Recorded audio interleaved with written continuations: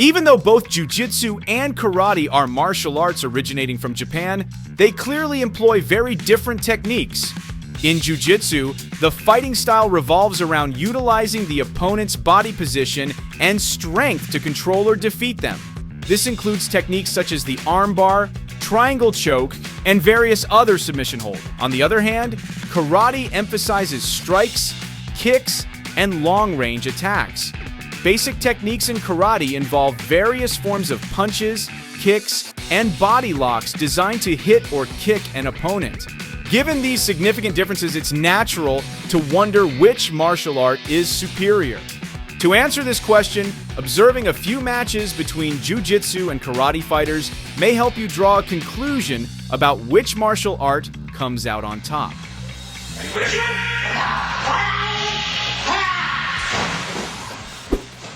The sparring match began with a handshake, symbolizing sportsmanship between the fighters. After this gesture, it was time to see which martial art would prove superior. As the sparring commenced, the Karate Master opened the fight by launching a kick toward the Jiu-Jitsu fighter. However, the distance between them was too great, and the attack failed to land. The Karate Master then moved in closer, attempting another kick aimed at the Jiu-Jitsu fighter's legs. But rather than gaining an advantage, this move allowed the Jiu-Jitsu fighter to transition the fight to the ground, a situation that strongly favored the Jiu-Jitsu style.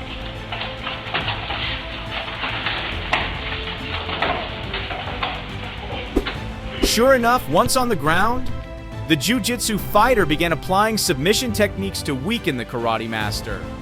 Despite this, the Karate Master had significant stamina left, making it difficult for the Jiu-Jitsu fighter to secure a perfect hold.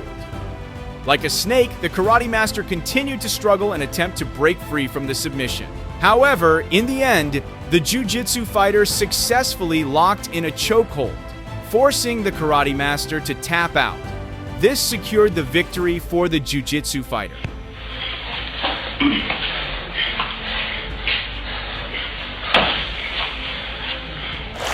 In another sparring match, the Jiu-Jitsu fighter once again demonstrated his expertise in submission techniques. As soon as the referee signaled the start of the fight, the Jiu-Jitsu fighter executed a swift takedown, bringing the Karate Master to the ground.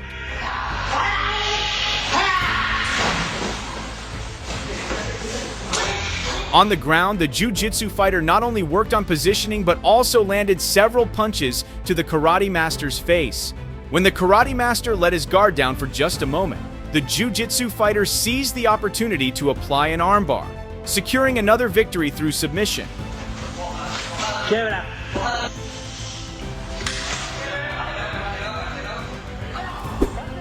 However, Jiu-Jitsu doesn't always dominate in every match, as seen in another bout between a Jiu-Jitsu fighter and a Karate Master.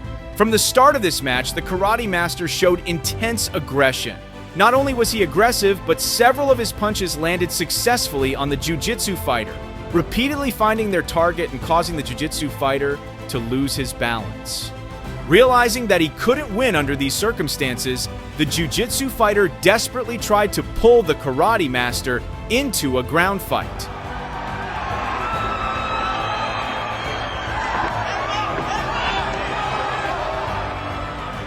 Unfortunately for him, this strategy didn't work easily, as the Karate Master swiftly dodged each attempt to take the fight to the ground. After both fighters returned to their feet, the Karate Master continued to dominate the match. But in an effort to quickly turn the tide, the Jiu-Jitsu fighter once again tried to bring the Karate Master down to the ground. Using all his strength, the Jiu-Jitsu fighter finally succeeded in transitioning the fight to the ground.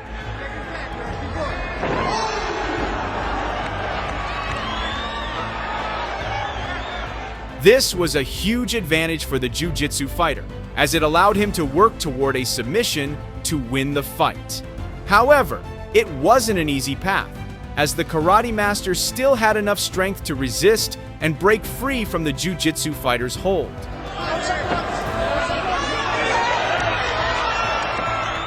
After grappling for some time, the situation shifted, the karate master managed to escape the strong grip of the Jiu-Jitsu fighter. Seizing the opportunity, the karate master delivered a powerful punch to the Jiu-Jitsu fighter's face.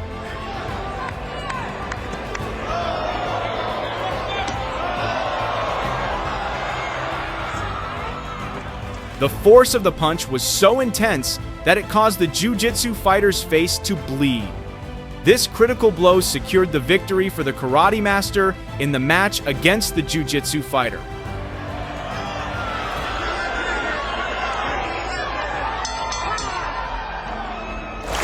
Just like in the match between this karate master and the Jiu-Jitsu fighter, only seconds after the referee started the fight, the karate master applied immense pressure by launching a series of continuous attacks on the Jiu-Jitsu fighter. The pressure didn't stop there. The karate master kept forcing the Jiu-Jitsu fighter to stay in defensive mode. Eventually, the karate master managed to outsmart his opponent with a spinning kick. This move was successful, sending the Jiu-Jitsu fighter tumbling to the ground. Very different type of fight. We're not seeing any wrestling and grappling in this one. This is sheer kicking. Boom! Nice kick to the head. Holy cow. Not wasting any time, the karate master quickly approached the downed Jiu-Jitsu fighter and unleashed a series of punches, securing a swift victory in the match. This is sheer kicking. Boom! Nice kick to the head.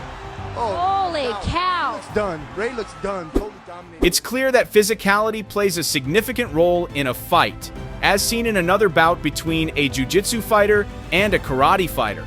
The Jiu-Jitsu fighter had a much larger physique, giving him a considerable advantage. Meanwhile, the karate fighter was noticeably smaller in size compared to his opponent. This size difference naturally made it easier for the Jiu-Jitsu fighter to attempt to bring the karate fighter to the ground.